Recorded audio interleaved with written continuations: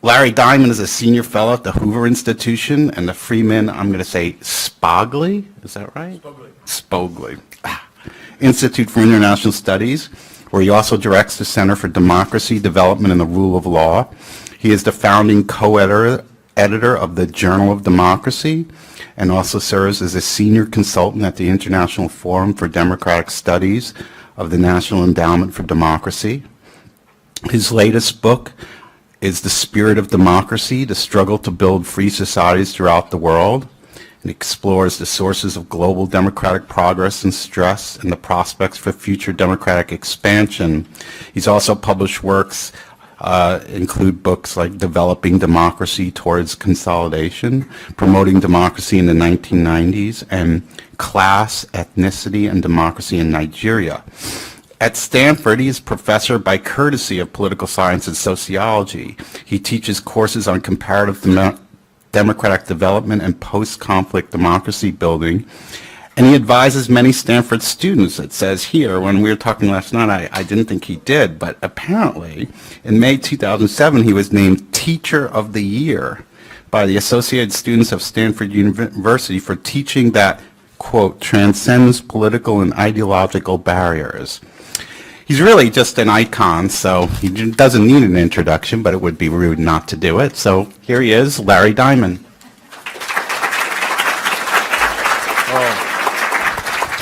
Thank you very much, Randy, for that very generous introduction and the lovely dinner last night, where I heard about Professor Ambassador Cruzel for the first time. I knew about the incident, but I didn't realize that it was an Ohio State professor who had lost his life in it. So it's a special honor. Obviously, I identify with the man and what he was trying to accomplish, and I'm a big supporter of people leaving academia to do public service and then coming back to academia.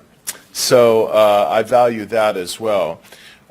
Today I want to share with you an analysis I've been doing. It's kind of a moving analysis I've been doing for a number of years, trying to track democratic progress and regress in the world, although now, sadly, I think we are in a period of time where there's much more regress than progress. I first made the argument in The Spirit of Democracy, which was actually published quite some time ago. There's actually a new book out called In Search of Democracy, which has much more of the analysis that I'm going to share with you here. It came out about a year ago. But I first made the article about 10 years ago that I thought the world had entered a period of democratic recession. That is, where there seemed to be some sort of leveling off or slipping back in terms of progress of freedom and democracy in the world. In fact, I think maybe that book was a little bit ahead of the curve. I think I can show you there was a very specific inflection point in terms of a change in the trajectory of freedom and democracy in the world.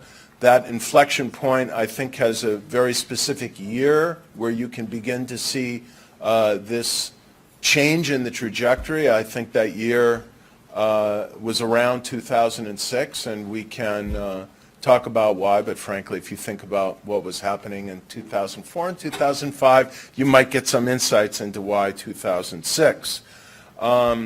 Now, something has happened since I published the article in the January 2015 version of the Journal of Democracy, and then an updated version of it in this book, In Search of Democracy, presenting a lot of the evidence I'm going to share with you here, most of which is updated through the Freedom House data at the end of last year, so for the year 2016.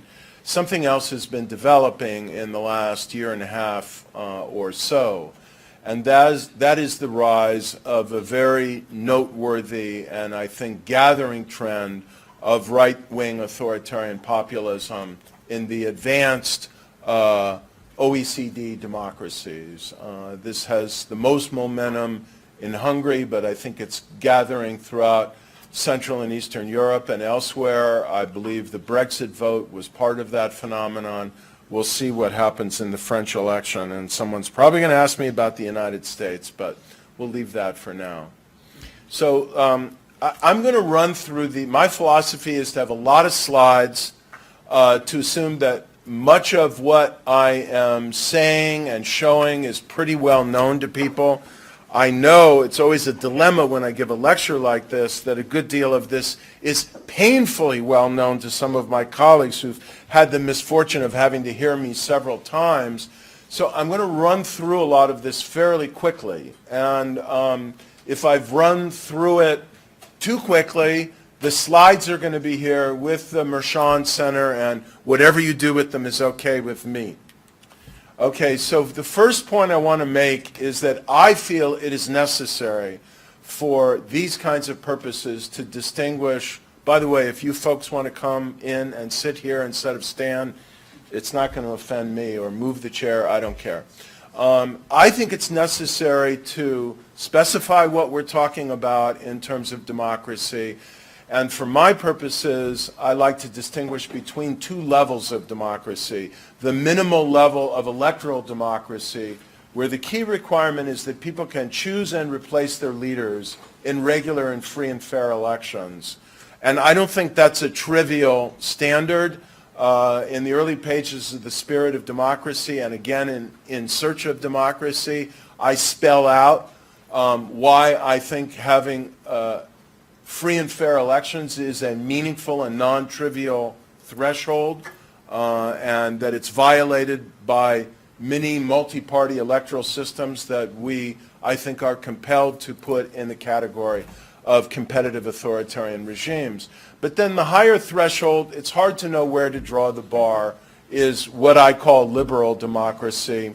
And it's characterized by having this inventory of the quality of democracy that I worked out in an article in an edited book with Richard's dear friend, Leonardo Morlino. And this involves three baskets of elements of quality of democracy, which you can see behind me. We can talk about later if you want. Try to keep these in mind because for the following reason.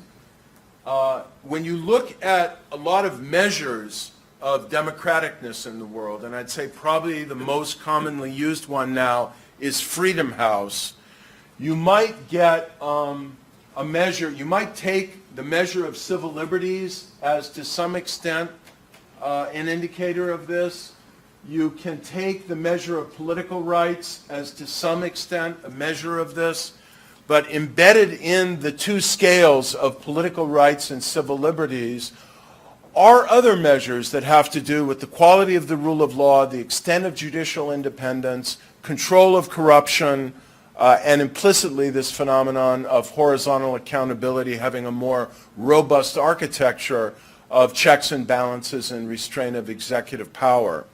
I have made an effort that I'm going to share with you a little bit later in this lecture to try and break apart the Freedom House scales to get the kind of tripartite measurement you see here, and so we'll visit that later. For now, I want to say that in the slides I'm about to show you, I have a very simple operational rule for classifying liberal democracies and distinguishing them from the merely electoral democracies. So liberal democracies are a subcategory of the total pool of electoral democracies. And the simple rule is to take all those countries that have one of the two best scores on the 7-point scale of political rights, so a 1 or a 2, and who also have one of the two best scores, a 1 or a 2 on civil liberties. And any country that has a 1 or a 2 on both scales, on the 7-point twin scales, I'm counting as a liberal democracy. So that is the slide that you're going to see shortly. In fact, you'll see right now. Now, these are the trends in terms of electoral democracy, and then the subset of, I'm looking for the subset of liberal democracies over time. And the key point to note here, a story that's very well understood, is that when the third wave of global democratization began in Southern Europe in the mid-1970s, only about 30% of all the independent countries in the world could be said to be electoral democracies, and that's probably counting generously. Most of those were liberal democracies because it was heavily weighted toward the advanced industrial democracies. So one of the things that has happened over time is that you saw a modest expansion of electoral democracy up through the 1980s, and then this big jump is the end of the Cold War, and suddenly you have, as a result of the explosion in the number of electoral democracies in both the post-Soviet states and sub-Saharan Africa, for the first time in history, a majority of states in the world being at least electoral democracies, and that kind of increases, and then you get to the magical inflection point of 2006, where progress essentially stops. And there is, between 2006 and the end of 2016, alternation and kind of oscillation in the number of democracies in the world and in the percentage of states that are democracies, but within this narrow band of about 58 to 62% of all states. And again, the percentage of states that are liberal democracies by the standard that I articulated operationally peaks in 2006 at 41%, rises back to it a few years later, is down to 39% now. But basically the most conservative argument you can make about democratic recession is that progress draws to a halt, and we have stagnation since then. Now, one of the points that I think is necessary to get out there that some people know and that can be traced to this famous little book by Robert Dahl and Edward Tufte from, I think, the mid to late 70s, Democracy and Size, is that small countries are much more likely to be democracies and much more likely to be liberal democracies, which you'll see in a minute. So 90% of all the countries under 1 million population now in the world, I think, can be said to be electoral democracies. Only 54% of those over 1 million. So that 62% figure starts looking a little less magical if you just look at states over 1 million population. And then liberal democracy, you even see a sharper adjustment here. 2/3 of all these states under 1 million, of course it's fun to speculate why, but I'll give you one hint, the British Navy and British rule of law, colonial rule. But it's not the only reason, but it's one reason why 2/3 of all the states under 1 million population in the world are liberal democracies, and only 32% of those over 1 million. And so if you look at the trends in democracy and liberal democracy among states over 1 million population, you see a little bit more visibly the inflection point. Again, in 2006, it peaks at 58%. It never rises above it. It basically descends and levels off at around 54%.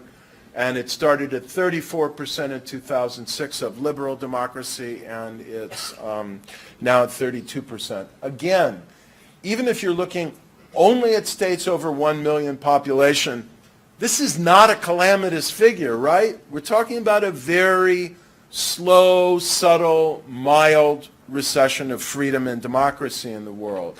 The messages here, looks like democratic expansion basically stopped in the world around 2006, but no reason to panic here. This is why Levitsky and Way, it's one reason why they have other data that are, I'd say, put this in a somewhat different light, because the data they were working at, they just take all the states that Freedom House classifies as free, which means essentially no worse than a 2 on political rights and no worse than a 3 on civil liberties, and they call those electoral democracies, and they saw no change in this period, so they said no democratic recession. Lucan Weiss just told me he's changed his view as a result of some of what's happening, but that'll get into the later part of my lecture. There's something going on that I want to argue to you beyond and beneath this data, and that frankly I do not think that has been adequately captured by this data.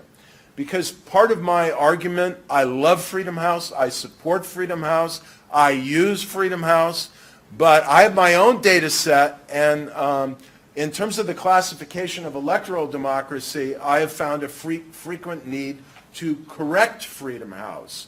If there was an ideological bias in the Freedom House data, say against left-wing dictatorships and in favor of right-wing dictatorships, I personally think that's long since gone.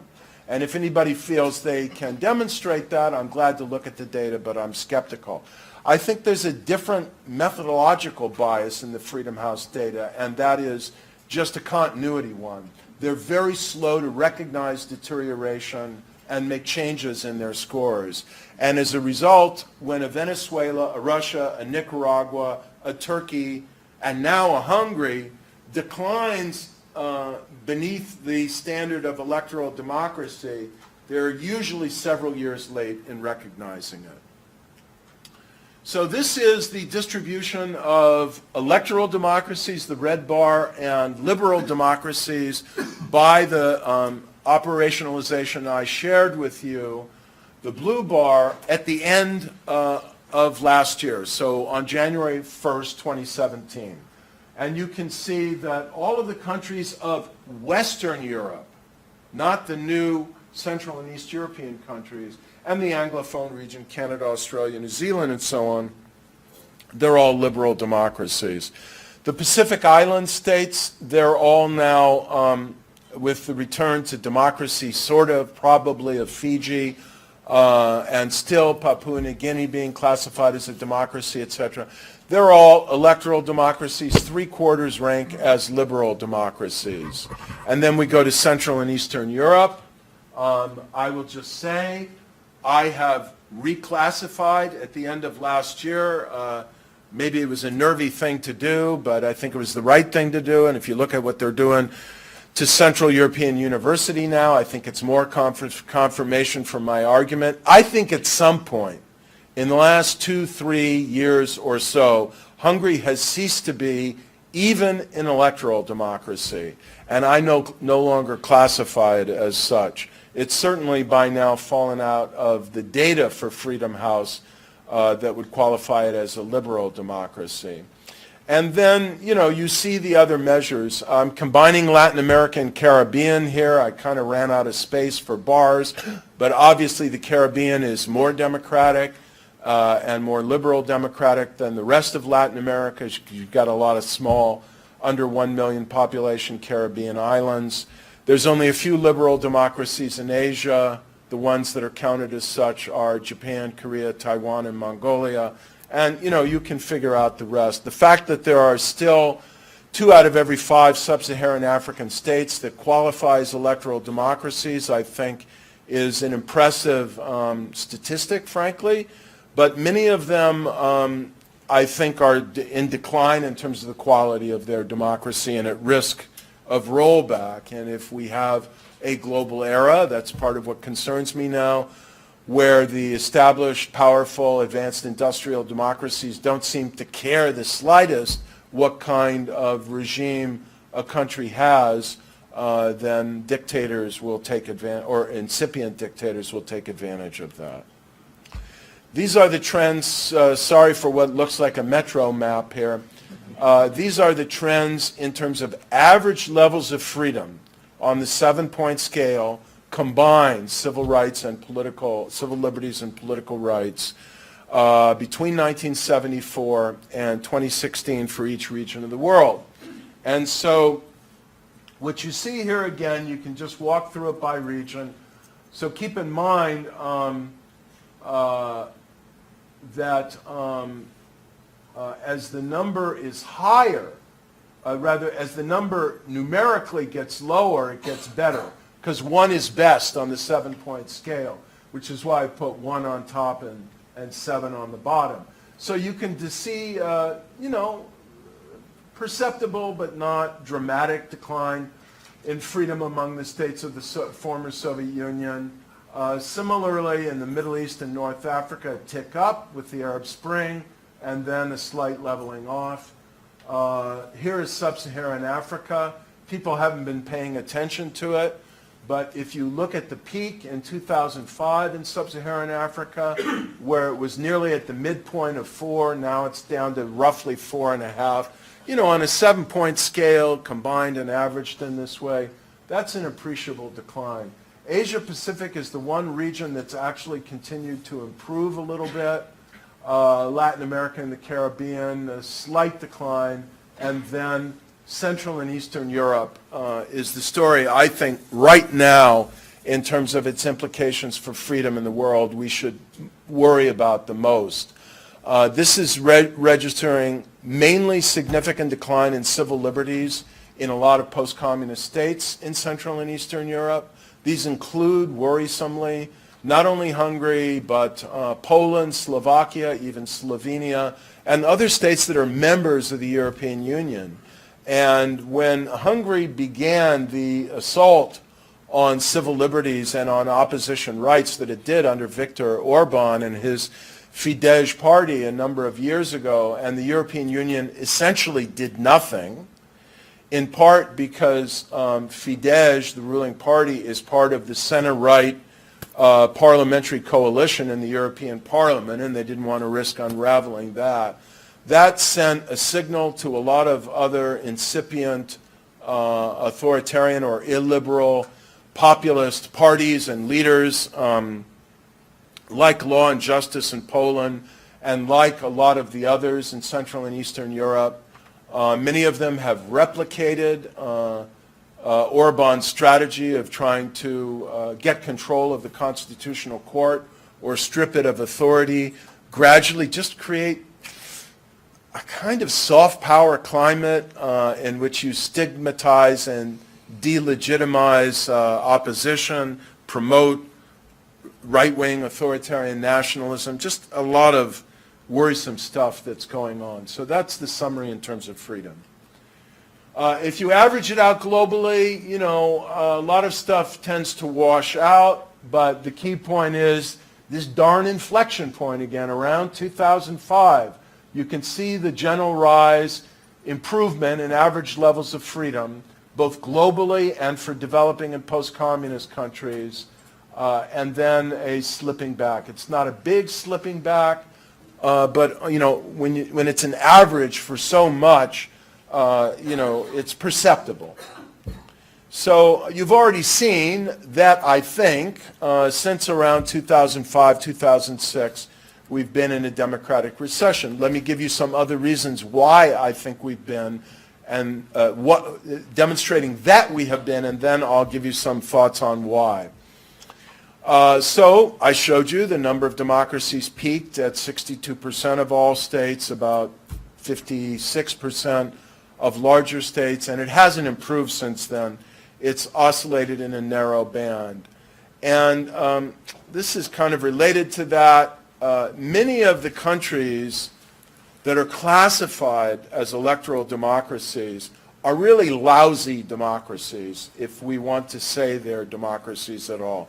So these are countries that are really illiberal democracies. A score of 4 on the civil liberties scale. You know, even a score of 3 on civil liberties, there's a lot of nasty stuff happening in terms of police abuse of human rights and, you know, systematic constraints possibly on the press and so on. When you get down to 4, it's not a pretty picture. I just made a decision by fiat, which I feel totally comfortable with, that if Freedom House is going to give a country like Pakistan, and there have been a couple of others for a while, Turkey, a 5 on civil liberties, I don't need to know anything more. I'm taking that out of the category of electoral democracy, even though Freedom House makes an independent judgment, which is a formulaic one, which I've said before. I love them, they're my friends, but I think they've got this wrong. I've been trying to work with them on it, that some of these countries they do regard as electoral democracies. I have been extremely cautious about removing other countries like Ecuador, like Guatemala, like some of the others you see here, like against my better judgment, like Kenya, from the category of electoral democracies when Freedom House includes them in that category, and where I don't have a really deep basis of knowledge to be confident in recategorizing them.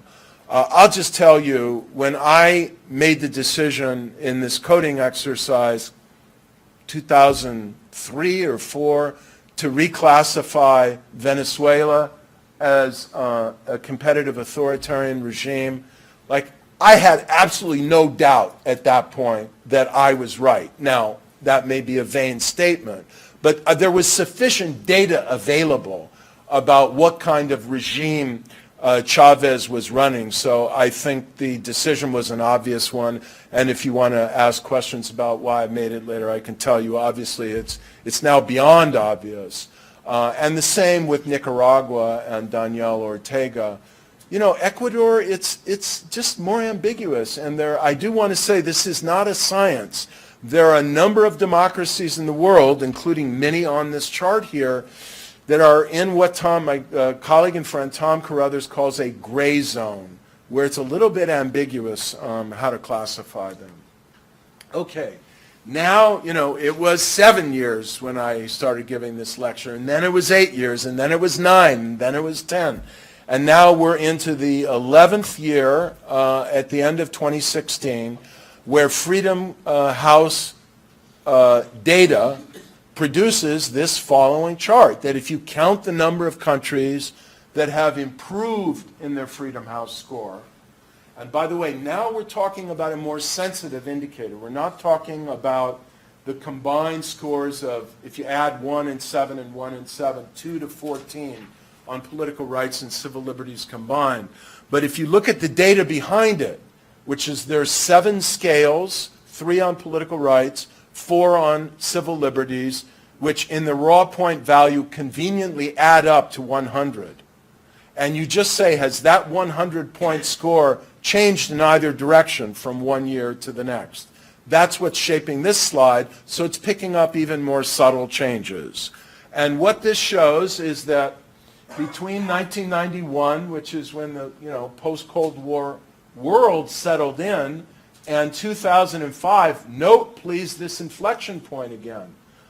In every year, almost every year in this period, except 2, the number of countries that were improving their freedom score from the previous year was higher than the number that declined. And in many years, it was a lot higher, 2.5 times, one year even 3 times higher. Beginning again in 2006, we see a different picture. Well, it's about parity in 2006. And then beginning in 2007, gainers are only about 70%, 60%, 50% the number of countries that are declining in their level of freedom. Number 3, these democratic losses that we've been seeing have been coming in very big and strategic states. This is an earlier breakdown of democracy in Kenya and in Pakistan.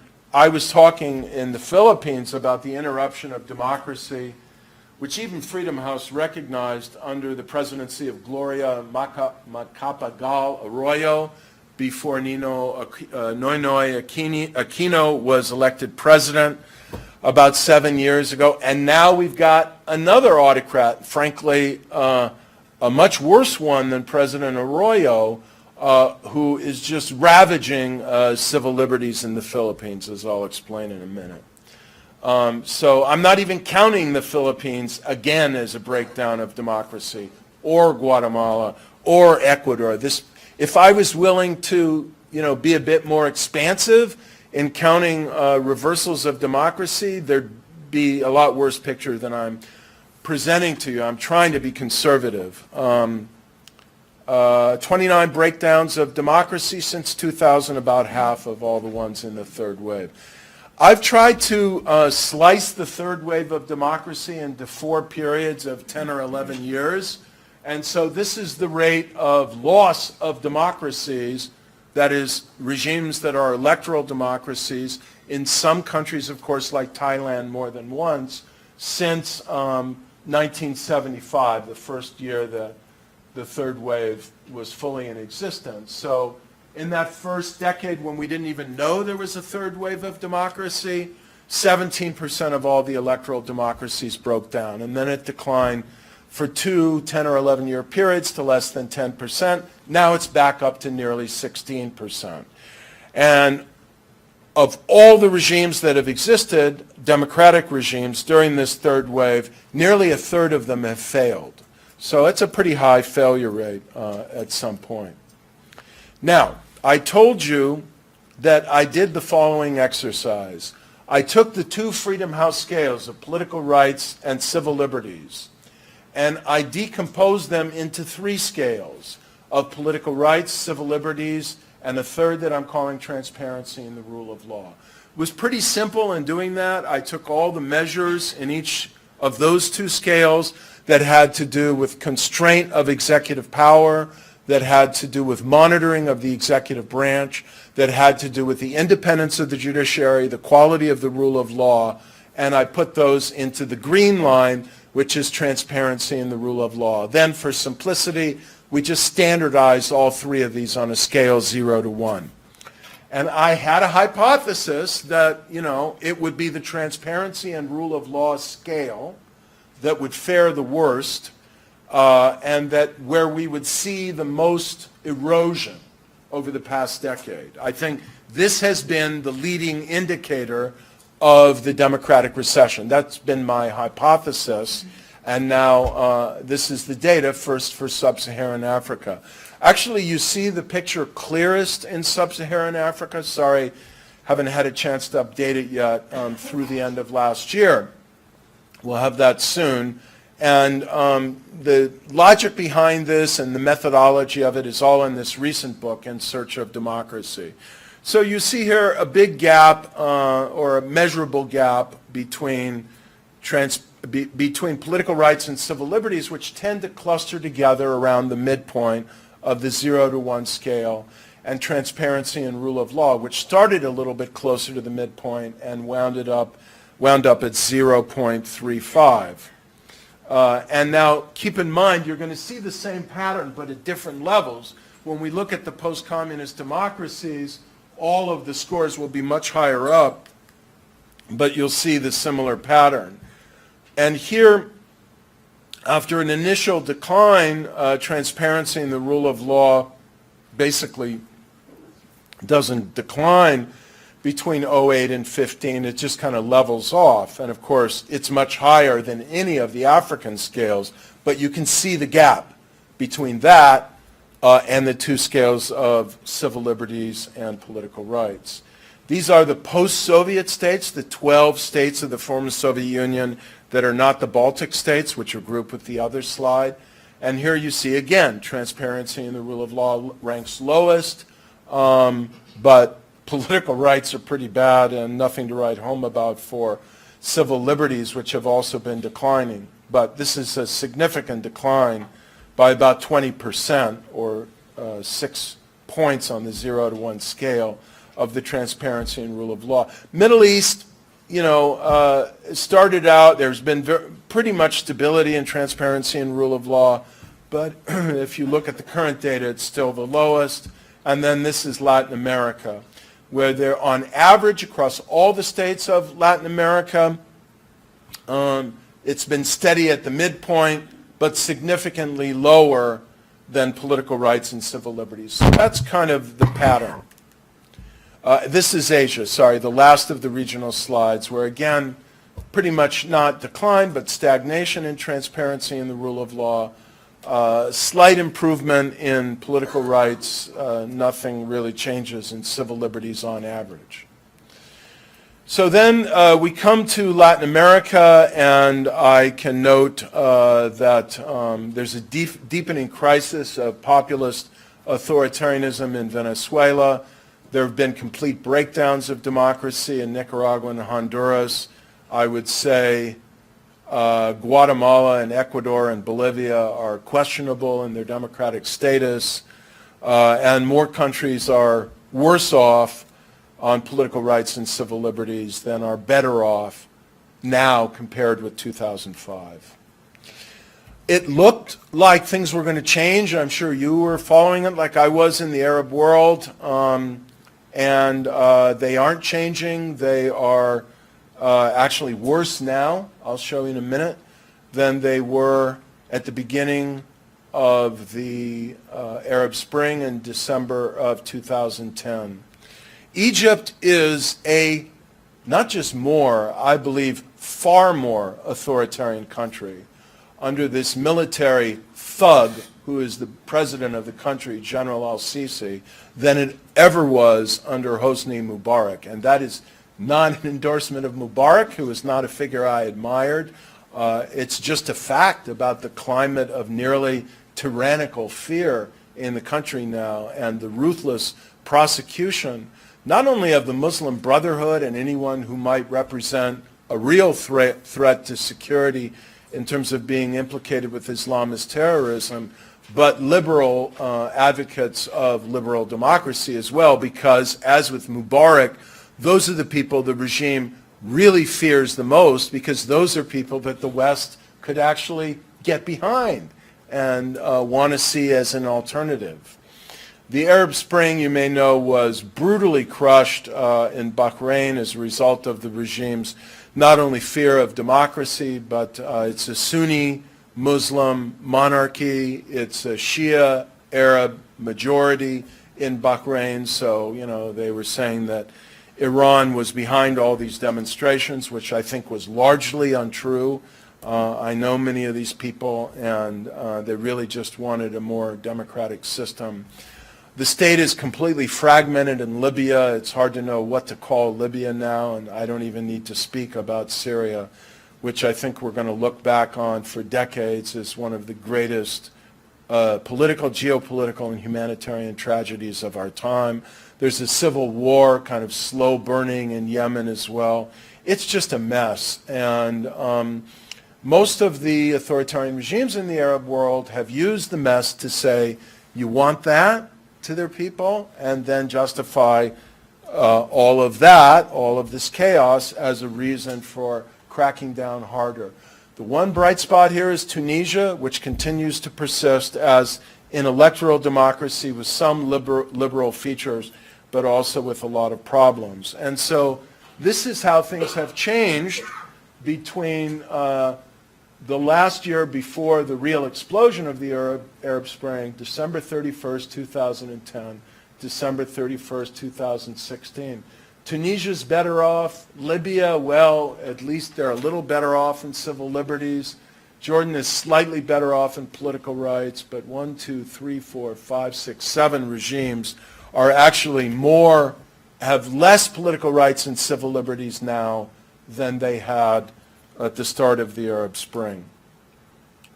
So why has democracy been slipping back and eroding? These are the answers I have offered up until 2 or 3 years ago, and I think they are still true for most of the developing countries outside, say, the European Union and the West. First of all, as I first argued in Developing Democracy, I think there is a very important, noteworthy, and underappreciated relationship between the quality of democracy and the stability of democracy. There has never been an instance I am aware of since we started collecting, say, Freedom House data, of a sudden death of a liberal democracy.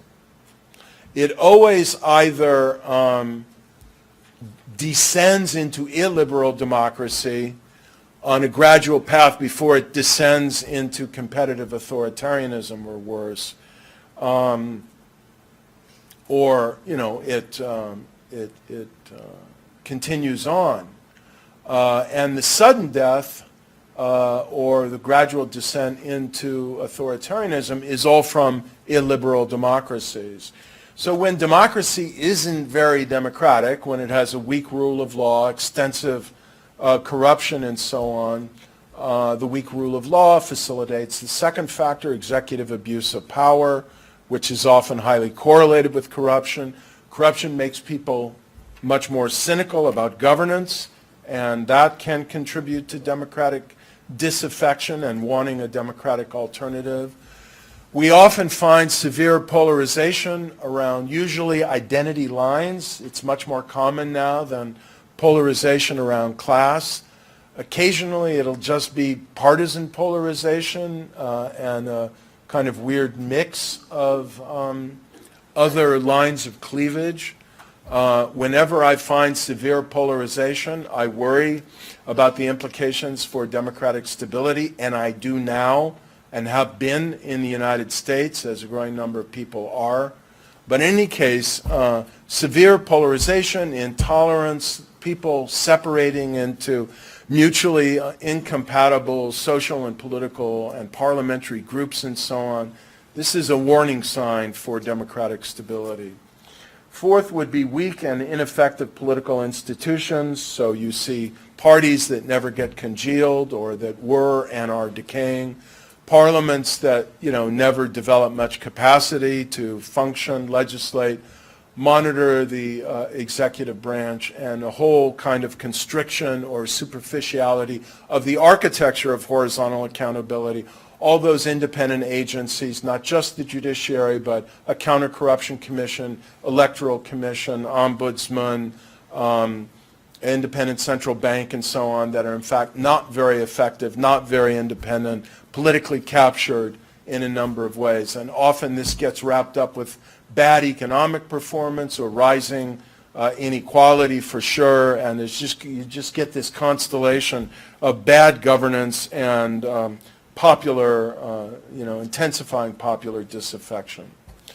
Now that's been the pattern up until the last couple years, and I think in the last couple years we see some new trends that are causing a number of people like myself to ask, not is there a global recession of democracy? About that I increasingly have no doubt, but until recently it's been mild, it's had these debatable aspects to it. Now people are asking, is there a global crisis of democracy, and particularly a global crisis of liberal democracy?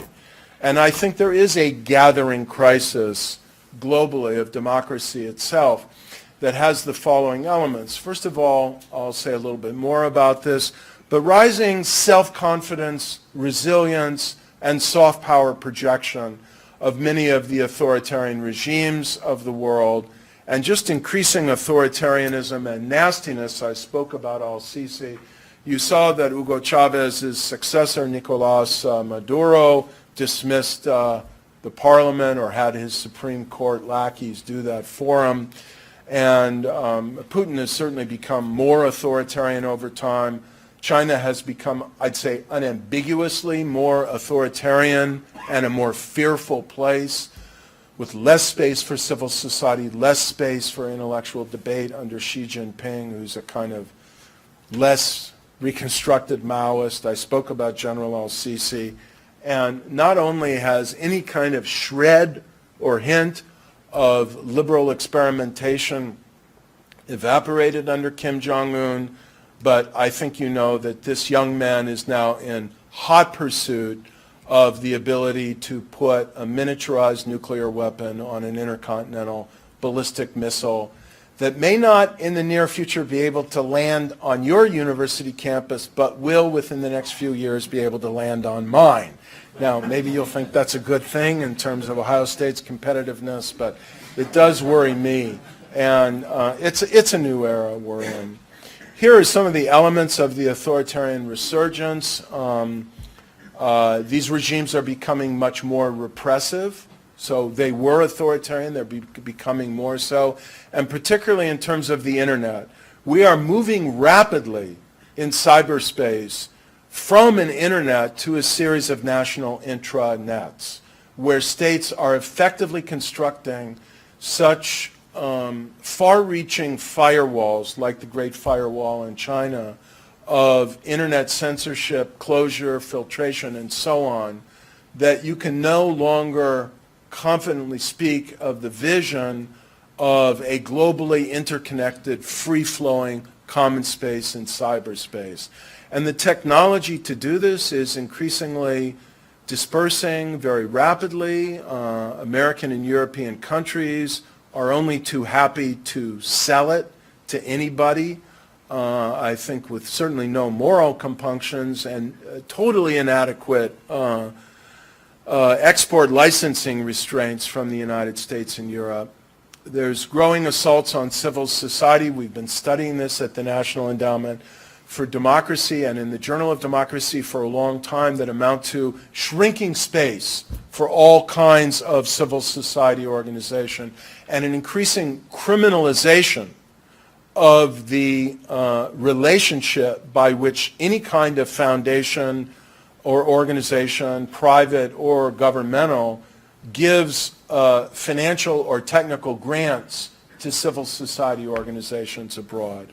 That's happened in China, it's happened in Russia, it's happened in Ethiopia.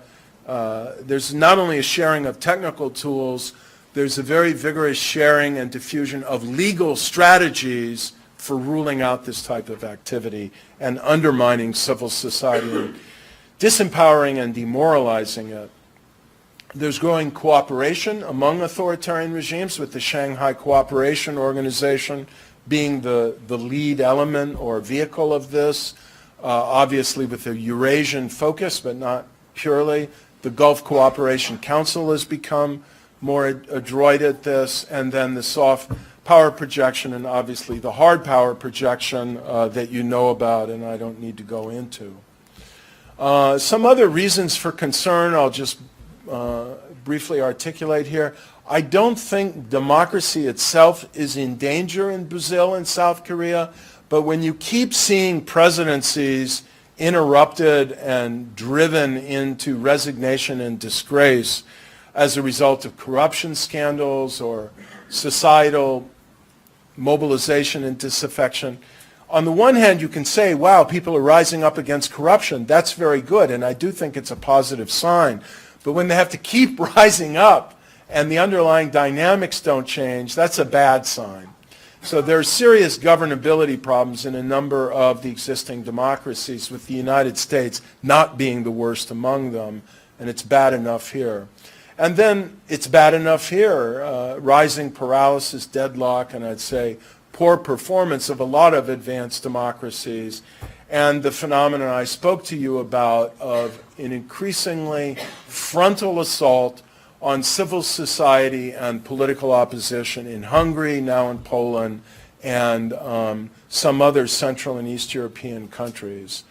I think there's no more clever authoritarian ruler in the world than Viktor Orban. He has managed to really strangle democracy in Hungary while leaving very few fingerprints. But when you have a reality where the opposition can't organize because anybody who contributes money to them is going to be sued by the tax authorities, when independent civil society and monitoring organizations are gradually put out of business by state intimidation and contempt, when the various dimensions of governmental regulation and control are deployed to public television, so on and so forth, in a comprehensive, ruthless, incremental, soft power fashion to make it clear that, and then gerrymandering as well. So Richard, where are you? If you want to study how gerrymandering has really taken on a new lease on life, look at Hungary, where Orban's party won less than half of the vote in the last parliamentary elections, but a very, very comfortable majority in parliament.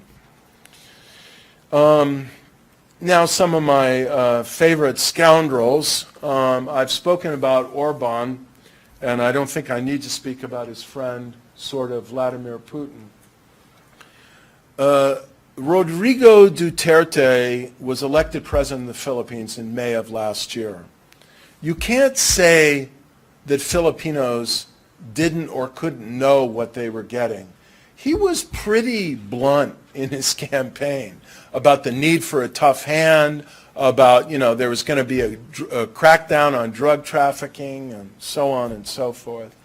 We're now at a point where we have a minimum of 7,000 documented cases of extrajudicial killings in the Philippines.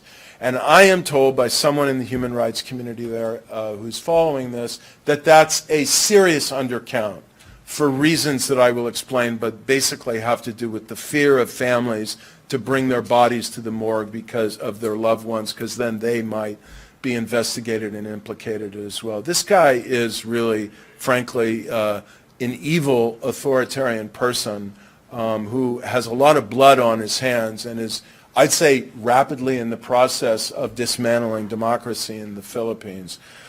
I'll let your distinguished temporary visitor, Bob Mattis, reflect on whether South Africa is still a democracy. I mean, I think, and most people think it still is, but the quality of democracy has certainly declined under President Zuma, and, you know, corruption has increased, rule of law has declined. The only positive thing you can say is that the liberal opposition, particularly as led by the Democratic Alliance, has been gaining and becoming more of a multiracial force.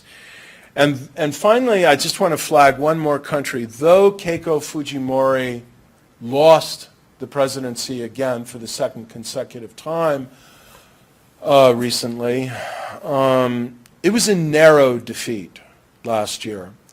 And she controls the parliament and is really exercising a lot of very authoritarian power and ambition, riding fat on the rumored $1 to $2 billion that her father embezzled from the country and sent abroad before he was finally held to account, returned to the country and sent to prison. So Peru, I'd say, is a place where democracy is kind of beginning to be on life support. Here's why I think liberal democracy, including the United States, has entered a period of difficulty globally, if not danger. The broad message, and we have 5 articles coming out in the next issue of the Journal of Democracy that address this with respect to the United States. It's the first time in the 28-year history of the journal that we've taken a systematic look at democracy in the United States in the wake of the 2016 elections. But in the U.S., as in a lot of other established liberal democracies, I think it's not difficult to make the case that traditional mediating institutions like political parties and the mass media have been eroding. And we are particularly troubled by, and we have a great article coming out by my colleague Nate Persily that delves into this, the transformation of our politics in the social media era. I will tell you, I was really enamored with social media when it really got going in the era of Howard Dean and then Barack Obama, and, you know, crowdfunding of political candidates and social mobilization online for progressive causes. I was sufficiently intoxicated by it to start a program at our Center on Democracy, Development, and the Rule of Law at Stanford called Liberation Technology, and I wrote and edited an article under that name. I think the weight of empirical evidence now suggests that social media constitute, at the moment, I don't think this is inevitable, more of a threat to the quality and stability of liberal democracy than an aid or boost, although it's certainly doing some of both. And of course, the key fear here is the rise of fake news and the post-truth society, and then the vulnerability that we discovered too late of our whole electronic public square to distortion, subversion, and manipulation by dedicated foreign efforts, in this case Russia. But there are peculiarly domestic components to this as well that have to do with the polarization, the growing, paralyzing, destructive of civic culture polarization that results from people living in their own information bubbles, watching their favored show, Fox News or MSNBC, being in their friends' circles and only that on Facebook, having a very careful selection of whose Twitter feeds they follow, and you know all the rest. And therefore you get this result that we were talking about, a few of us over lunch, that you saw in the New York Times, that, you know, even people's views on, you know, political realities, foreign policy realities in terms of what's happening, not just what should happen. What people believe is heavily shaped by whether they're a Republican or a Democrat. And you could refine that with the use of big data, and I know some people who are doing that. Then you have the rise of illiberal and anti-democratic parties, anti-immigrant, anti-social tolerance, anti-European Union, and all the rest. Now, elements of this counterpose the old story of democracy against liberalism. At what point is there a tension? I think we're about to publish a very interesting article by Sherry Berman on this in the journal. Is there a tension between liberalism and democracy? This is a very old debate in political theory. It was kind of renewed by Fareed Zakaria in his book some years ago.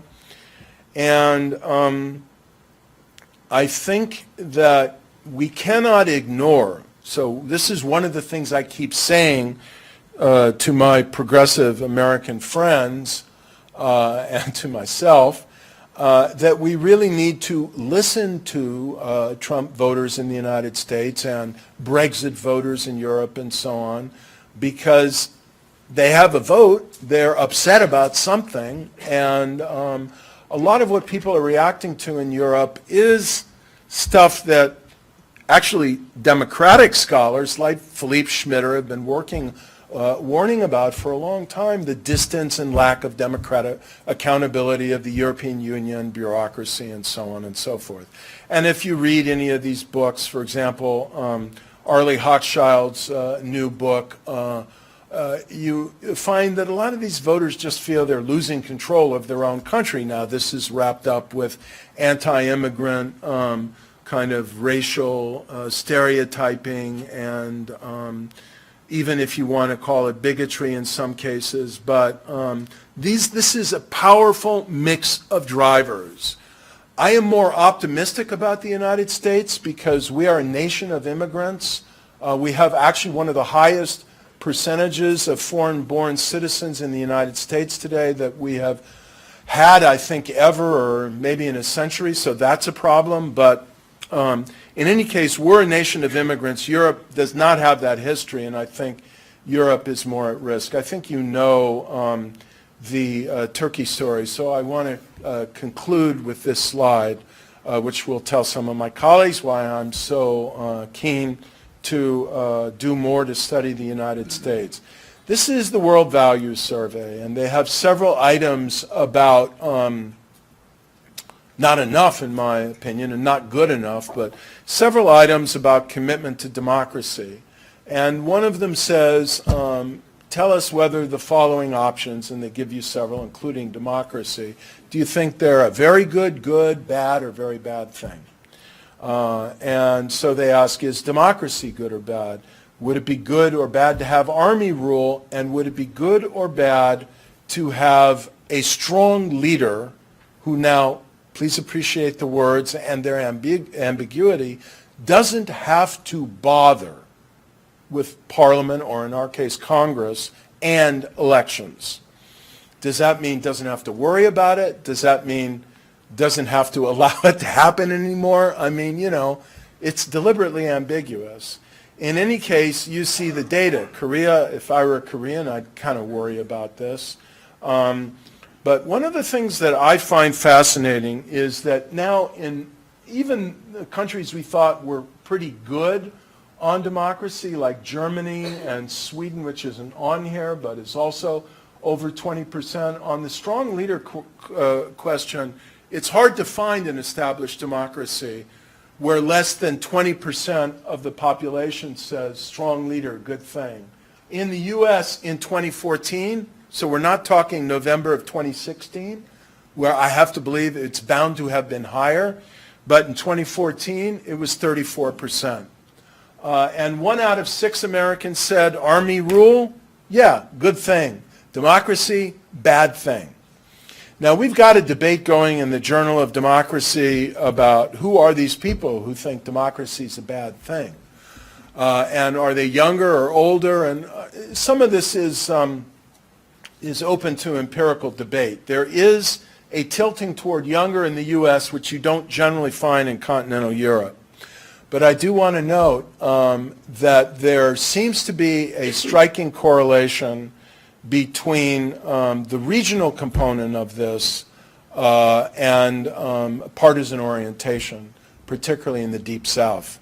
So with that, I will close, and sorry to have gone on so long, but I hope we have at least half an hour for Q&A.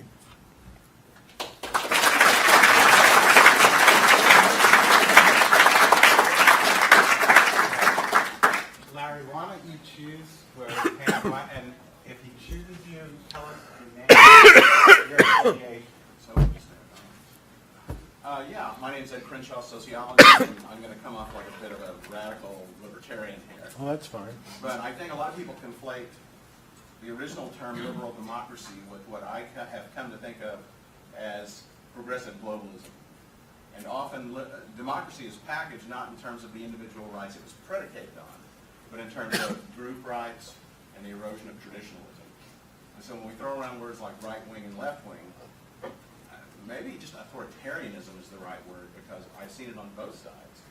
And I know people in the Middle East often view the nation state itself as an illegitimate imposition, and democracy much more so, because it's viewed basically as a form of westernization, which, given the values that it's trying to inculcate, I'd say that's probably accurate. So how do we respond to that? The Cold War's over, but it looks like they didn't get the memo that they lost. Yeah, I think there's a lot of that happening in the world. Is this mic on? Can people hear me? So I think definitely right wing does not equate with authoritarian, and left wing does not equate with democratic, and I've seen, frankly, a lot of authoritarian intolerance from the left in the U.S. as well.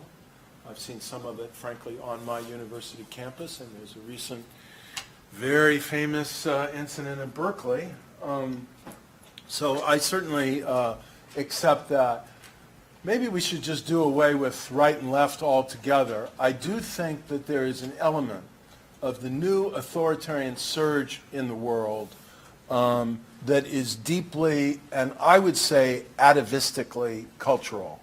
Hyper-nationalistic, exclusionary, intolerant of racial and cultural and religious diversity. And that, in principle, has nothing to do with philosophical commitment of a, say, more libertarian nature to a limited state, open markets, things like that. In fact, a lot of those people are appalled by this. So maybe it's just better to, use more precise language. Anybody else? Yes, sir. Over here, you have a question? My name is Vladimir Fulba. I'm affiliated with the Political Science Department. And when I was looking at the points that you listed as perhaps some of the causal factors that may be responsible for the decrease of liberal democracy in the West, I didn't see one thing that I thought would perhaps be interesting, and that is this mismatch between the problems that we're facing, which I think are increasingly becoming international, and the solutions that we have and the governing structures that we have that should produce solutions which are still very much national, right? So globalization, migration, all of these challenges really need some sort of coordinated solution, but I think the institutions that we have are not international in that sense. I think that's a very good point. It's certainly what is worrying a lot of us. Yeah, it would be good to add that. Thank you very much. I will say that when I was director of our Center on Democracy, Development, and the Rule of Law for 6.5 years, it sits in our Institute for International Studies. It was totally about democratic and governance challenges in developing and post-communist countries. And I started, this is, 3 or 4 years, a program on American democracy and comparative perspective, because it didn't take a lot of insight or innovation to see that the U.S. was falling into a lot of trouble in its democracy. And I personally would make an appeal here, which I think I find generally that political science colleagues are receptive to, to,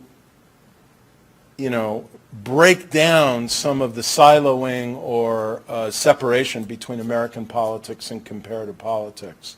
Because increasingly, I think we're seeing a lot of similar problems, and then I think for a long time there's been a lot of interpenetration between international relations and comparative politics for the reason that you articulate. We'll be holding a conference at our center at Stanford in June that's going to look exactly at the issues you have highlighted, with a particular focus on migration/immigration, movements of people, and then movements of goods and services, trade. But it's a huge problem. I just want to add a coda to that, that I think another thing that is driving this, and that is not unrelated to this, is the relentless increase in wealth and income inequality. So one of the amazing things that's happened is that if you just pool all the human beings in the world, there's been a dramatic reduction of inequality in the world because of the rise of China and other developing countries. There's been a huge redistribution of global wealth across nations. But if you look within countries, almost, including in China, almost everywhere I go, including the so-called, highly egalitarian East Asian democracies, Korea, Taiwan, Singapore, almost everywhere I go, people are talking about, people are complaining about, policymakers are wringing their hands about rising inequality of income and wealth. And it's a global process, and then the displacement of labor that's being driven as much by automation and the technology revolution or more than by the integration of global markets, but by that as well, and then the inability to regulate well at the global level, and the increasing returns to knowledge and to finance as opposed to other forms of investment. And this is proving very elusive, and I personally think it's a ticking time bomb in the politics of advanced industrial democracies. Yeah. Alan Silverman from Philosophy. Maybe two questions, maybe they're related. Would you say kind of what you see happening with the rule of law and why it is or is not making progress? And also on the status of women and what kind of evidence you're getting, what kind of stats you're getting on whether democratization and misogyny, or the failure of democratization and misogyny go hand in hand. So on the rule of law, I think we were seeing improvements for a considerable period of time, but you can see the extremely crude and limited data that Freedom House has provided that seems to suggest some leveling off. The World Justice Project has much more refined data, which I should have a look at. Thanks for your question. But it doesn't go back very far, and the number of countries it looks at is a bit more limited. But I think one reason why the rule of law has been slipping is because corruption has been increasing. It's becoming increasingly global and integrated with more and more subtle movements of money, laundering of money, like what was revealed in the Panama Papers. And I think there is no, just as you were suggesting with respect to some of these other problems, there's really no solution to that problem that lies within national borders.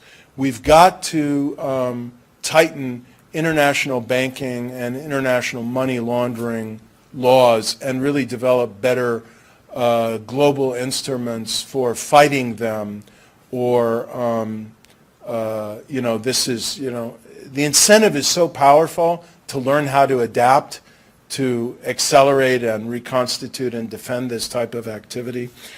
On the status of women, I think that this is one of those kind of multi-dimensional realities of change, and maybe with curvilinear trends. I'd say solidarity and consciousness of women's rights is rising around the world. Women's empowerment and mobilization for those rights are rising around the world. We also have a summer fellows program at my center. We get some amazing women who are working in this space, both for the more traditional types of women's rights to work, to marry, to not have genital cutting forced upon them, to not be robbed of the right to marry who they want, and so on and so forth, to be able to go to school, to even complete college, all of this, but also to be able to enter business, to get loans, all of this stuff. But then when they mobilize, they threaten established interests and values, and they get victimized by all kinds of laws and brutal attacks like these acid attacks that are now becoming common not only in Asia but in other regions I'm reading as well. So it's like so many other things, you mobilize for your rights against very powerful structures and norms, and you might be met with a lot of repression and violence, but obviously the answer is you don't retreat in the face of it. You mobilize more powerful coalitions to confront it. Go to a lawyer, maybe, Ned? I'm Ned Foley of the law school and also our interdisciplinary democracy studies program. So Larry, what role would you say is ideology having a factor in the current competition between sort of democratic ideas and anti-democratic or authoritarian ideas, and to what extent is the current situation, maybe especially thinking about Europe, at all a parallel to the 1930s? I mean, I don't want to overstate the parallel, but would it be fair to say in the 30s there was an ideological competition between three broadly conceived conceptions of the social contract: the liberal democratic conception, but then also the Marxist-Leninist version of how a society should be structured, and the fascist, Mussolini, et cetera. And unfortunately, we needed a war. But that debate was also played out in the terrain of ideas. As I heard the story today, I wasn't sure if there was a similar ideological debate and a similar conception of the relationship between government and society. I have heard some claims about China that while we wouldn't think of it as a proper way to understand the social contract, the current regime is offering a conception of the social contract to its people. And so there is an ideological defense of that regime. I don't know enough about Britain to know whether there is an ideological defense. I guess a nationalist one. So to what extent do you foresee this playing out on the train of ideas? I think that it is starting to. I think it will increasingly. I think we have entered a battle of ideas globally again. It's an argument I have been making for the last 5 years to policymakers in Washington, to people within the State Department in the public diplomacy section, what used to be the U.S. Information Agency before we closed it down, sadly, to people within the National Endowment for Democracy and elsewhere. I think, we address this a bit in our book, our Journal of Democracy book, Authoritarianism Goes Global. We're looking more at the techniques, tools, methods for waging this ideological propaganda battle in that book than we're looking at the content of it. And Russia has been far more aggressive about waging an ideological battle outside their borders than China has been so far.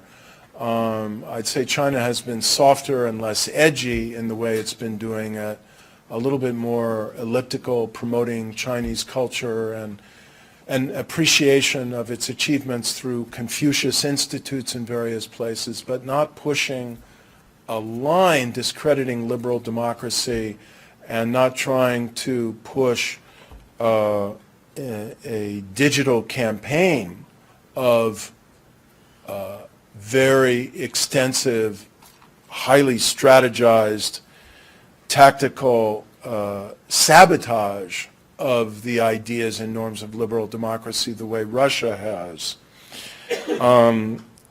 And in the case of Russia, I think we are beginning to see now the crystallization of normative content to this alternative, that it's conservative, it's Christian, okay, Russian Orthodox, but, Eastern Orthodox, and not incapable of allying with other dimensions of the Christian church. It favors tradition, including in gender relations. It favors order, hierarchy, so some of that bleeds over into East Asian values. There's this thing that's beginning to crystallize that we plan to study more and try to unpack and document. Russia's spending a lot of money on that. And I think that that model, that package, you can see how it's beginning to diffuse in Central and Eastern Europe, and other people are rising up to push that message and fill that space, usually with lavish Russian funding and very extensive digital assistance of the kind, the bots and the trolls entering the space and doing a lot of the heavy lifting of discrediting liberal alternatives. So all of this is happening, but my caveat is the following. I do not see, now some of you are doing survey research, you can comment on this, in the case of Indonesia or more broadly East Asia, or Bob Mattis has been principal in the Afrobarometer, maybe he's got a different view of this. I don't see the groundswell of this from the people yet.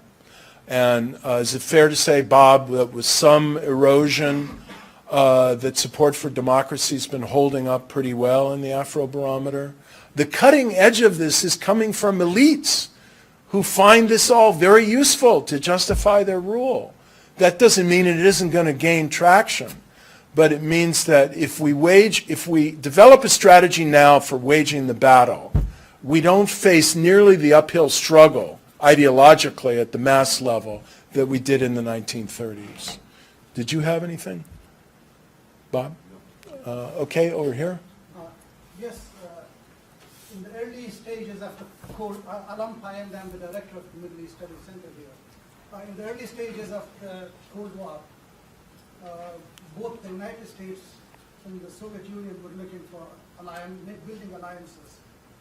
There are two countries which are attracting my attention. One is India, another one is Indonesia. In 1947, the British gave independence to the subcontinent of India, and two countries were formed. India is a Hindu majority country, and Pakistan is a Muslim majority country. India is now regarded as the largest democracy in the world, and so is Indonesia, the largest Muslim country. But Pakistan is jumping from one military dictatorship to another one. And what would you attribute this? Two of the countries that were split in 1947. One became the largest democracy, and the other one remained under military control. So what would you... Well, I won't just say whole dissertations, whole books, whole careers have been made and unmade in the attempt to answer that question. You're asking me now to recall the most convincing strands of this literature that I've read.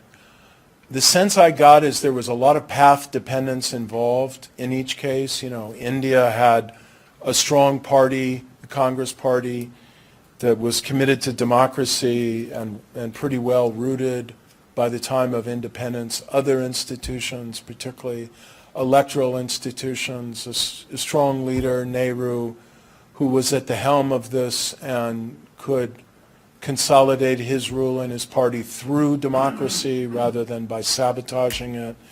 In Pakistan, it was kind of born suddenly.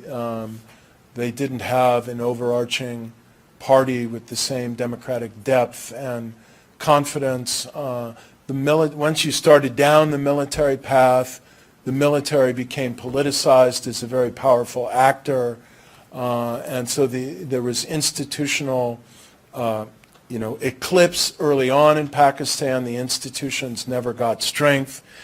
The military got very strong and very materially satisfied by its strength politically early on, and, it's just been a very hard cycle to break. I think the military conflict between India and Pakistan has fed this and has helped to legitimize military control. I think this is actually a key factor preventing compromise between India and Pakistan over Kashmir. I don't think the Pakistani military really wants compromise there or in Afghanistan because it would reduce its power. So I think these are the beginnings of a possible explanation. But more than that, I'm reluctant to say. Okay, here and then over there. Go ahead. Going back to when you talk about Eric Nisbet from School of Communication here at OSU. I'm also a co-PI on the Comparative National Elections Project. Oh. I've been doing survey work for several years now. CNEP and other surveys in Turkey, Iran, Russia, hope to be the one in the U.S., about to do one in France. And one of the key things, and one of the indicators that we ask on CNEP, and I sort of see it missing here in some of your talk, what I've seen as very predictive in places like Russia, Iran, and Turkey is not so much whether they support democracy, the demand for democracy, but whether they believe they have democracy, the perceived supply of democracy, right? And so what you see in Russia, you have a large percentage of people that believe they live in a democratic country, believe their media is uncensored. Same thing in Iran.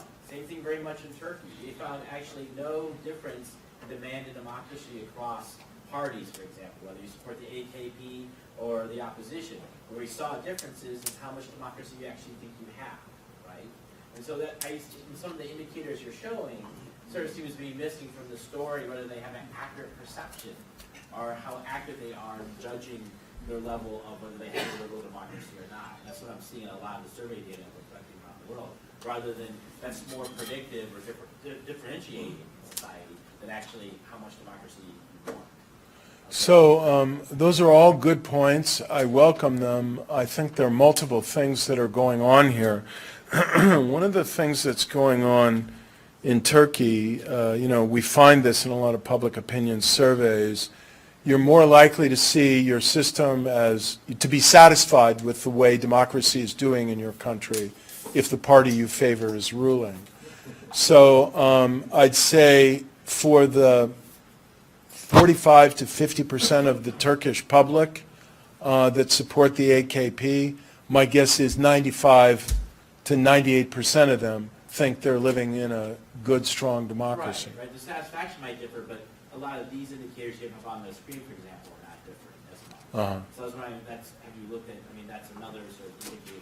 Well, colleagues of mine I know have looked at that. I haven't looked at that, but it's important to look at that. And the other implication of your question is that the effort to control information has gained a lot of traction in some of these countries, and it's having an impact. In Russia and now in China, the percentage of young people in China who couldn't even tell you vaguely what happened in Tiananmen Square in 1989 is very depressingly high. Let me go to this gentleman, and then did you have something, Bob? Go ahead. Yeah, Dennis Long, Columbus resident. Question about the Arab Spring. Do you see a way of increasing democracy in the Arab countries without enabling religious oppression, as in the two bombings of Autocratic churches in Egypt yesterday?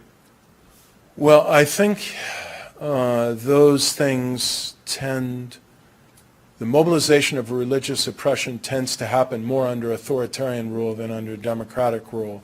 There's been very little sign of it in Tunisia, for example. Now, granted, there's not a 10% Christian minority in Tunisia, but nevertheless, I think democracies have a far better track record of protecting religious minorities. And I think more generally, the hope for democracy in the Arab world now is going to be incremental, that in places like Jordan and Morocco, that you might gradually see incremental progress. But I think all these regimes and leaders, and frankly mass publics, have been so freaked out by what happened in the Arab Spring and the instability in Syria, Yemen, and Libya that nobody wants to touch this now. And I think the key is going to be to stabilize these places, let things settle down, let normal politics reassert themselves, and show that the one democracy in the region, Tunisia, can be an example where democracy really can work in the Arab world. I mean, just reflecting back on the question about emerging ideation alternative to democracy, it just strikes me now as I think about it, that may be the wrong question. That even since really since the fall of fascism, nobody said that Israel said democracy is a bad thing. Communism is all about having an alternative interpretation of democracy. And I think that's where you find now, at the mass level, some success of not alternatives, but just reinterpretations of democracy, and it touches along what Derek just mentioned. And the evidence for that would be the global barometer data that in Africa, when you ask people about is their country democratic, they're mostly strikingly consistent with what Freedom House says. There's almost a one-to-one correlation at the aggregate level of percentage who say the country's a democracy and the rating they get on Freedom House. And then we came to Ethiopia when we enlarged the sample. And Ethiopians were 79% said they were living in democracy, even though no expert would Right. say that. And then once we brought I don't trust the data from Ethiopia, by the way, full stop. But once we brought the Just global don't trust barometer it. data together, we found a lot of other countries that looked exactly the same, and they have a very striking similarity to it. Nicaragua, China, Thailand, Cambodia, Vietnam, all countries with a history of communist struggle or a Leninist type of Right, party. So even right. Singapore, for example, has that. So I think there's something there about an emerging, the alternative is how you convince people what democracy is people who believe democracy is about security, rule, law and order, and material equality. And But- that's the way I think that democracy, liberal democracy can be subverted. So I would just add, that's a really interesting and I think valid argument. I would add one, And to that extent, I think the Coda UK to data that. is valid, that they're telling us, as mistaken as they are, they're telling us what they think. But that's all right. yeah. You know, here is my general question and potential reservation about public opinion surveys in authoritarian countries. I think you have to allow for the possibility that when a surveyor comes up to them face-to-face, they don't really know who they are, or even, more blindly, not to mention a telephone survey, and start saying, do you support the ruling party, do you support the president? You have to allow for the possibility that some people fear to say, no, I don't. And in Russia, where it's mainly telephone polls, I mean, come on, you're living in Russia, you get a phone call, I'm from the Levada Center, most people have never heard of it. Do you support President Putin? Are you going to tell me there's nobody who answers yes, who doesn't believe no, but they fear to say it? Anyway, it's just a slight, but I agree with your point, but I want to add to it this, and this is what I want to add, that the surviving authoritarian, popular reimagining of what democracy is, that's been around with us for a long time. I'm not worried severely about that. Of course, I'm worried by it. And I think it is liable to erosion as a result of just experience with what authoritarian rule is bringing and doing in places even like China and Vietnam. I'm pretty optimistic about the long-term future of both of those countries politically. What worries me is the rising cynicism about democracy in the West and the gathering narrative that actually liberal democracy is deeply defective, that this whole liberal narrative about cultural tolerance, globalization, kumbaya, let's all get together and love each other, is just deeply flawed. And I think that is a more imminent threat to the global democratic project. I sense by looking at people that we better make yours the last question. Okay. I'm trying to connect a couple of things that draws off of the last, I'm Alan Lyons, Agricultural and Economics Okay. Department. I'm trying to connect a couple of things, and maybe I'm completely wrong, and I want to know what your opinion is. This graph up here just bounces off and tells me that way on the right over there, when you've got those percentages of people in this country that are saying army rule is good, democracy is bad. And on the other stand, when you began, you said, we are a nation of immigrants. My question is, are those immigrants bringing those values into the country? It's a useful question. It'd be good to ask it. I don't think the data suggests that. I can tell you the highest concentrations on all three of these measures are in the south central region of the United States. And they're up to 40% on some of these things. I mean, Alabama, Louisiana, Mississippi, southeast United States, and then south central United States. And I don't think that the percentage of immigrants in that region comes even close to rising to that.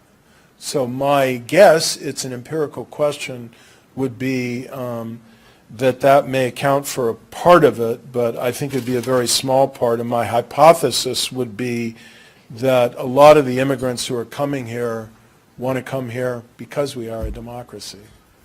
And a lot of them are leaving authoritarian regimes. Okay. Make sure it gets explained, so thanks. Thank you, Rick. Arizona.